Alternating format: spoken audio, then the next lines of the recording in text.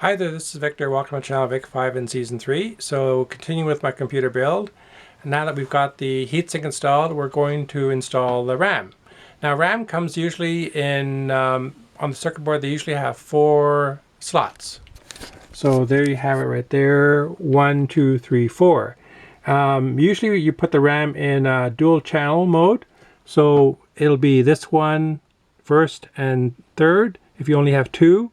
And then all 4. And you can see that there's a slight color variance where this is black and this is black and this is gray and this is gray.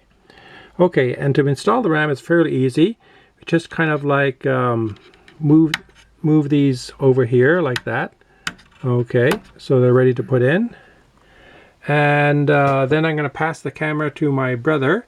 We're going to install the RAM. Now the other thing is, in order to prevent you putting in the RAM in the wrong spot, they have a slot right over here, as you can see, which matches the slot here. So when you put it in, it matches. If you put it in backwards, as you can see, the slot doesn't align and it won't fit in. Okay, so I'm going to pass the camera to my brother, and then we're going to install the RAM. And as you can see, it'll go fairly smooth. Okay, so we're going to go with the first chip here. We're going to just put this in here and just push down. All you do is just kind of like push down. There it is. And that's it. As you can see, it's moved in place. So we're going to put the next one in place right in here. See slide right there. And we're just going to put that in, and there it slides in again. So you can see how over here the locks are in place, so to speak. Okay, so we're going to do the next one. We're going to slot in here, and we're just going to slot in there, and we're just going to press down, and you can hear that click. I'm pressing down first on this side and then on this one when it closes in. So over here we're going to do that. We're going to push it in, and there it is. So all 4 RAMs are in. So now that we've got the RAM in, we can actually put in the last part of the heatsink, which is the fan. So we're just going to put the fan in over here. And it's actually a fairly easy process. Just put it in like that.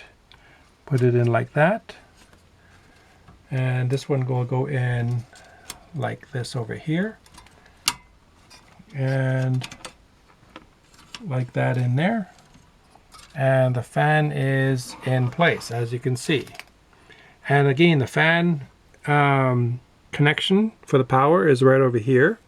There's a slot over here, as you can see. So it'll just fit in like this. I'm just going to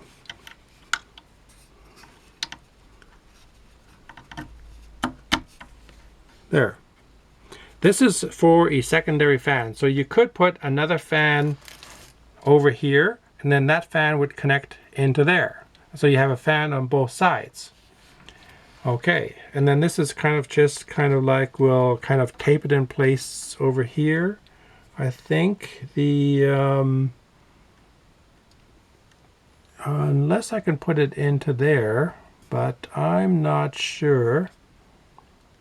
You know, I'll just connect it to there. But for now, we're just going to kind of like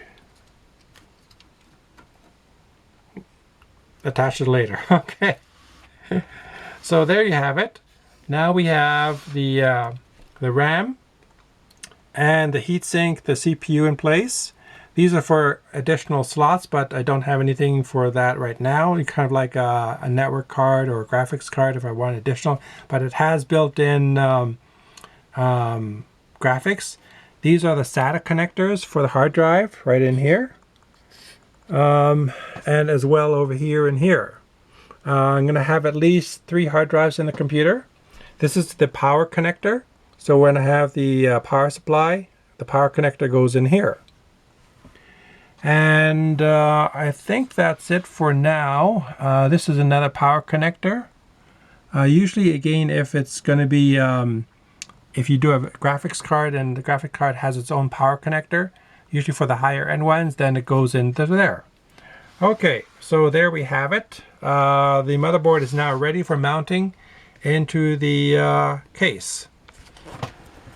So the next episode for this build is going to be where we put the motherboard into the new case. All right, so thank you for watching. Have a great day and see you in my next episode. Okay, bye-bye.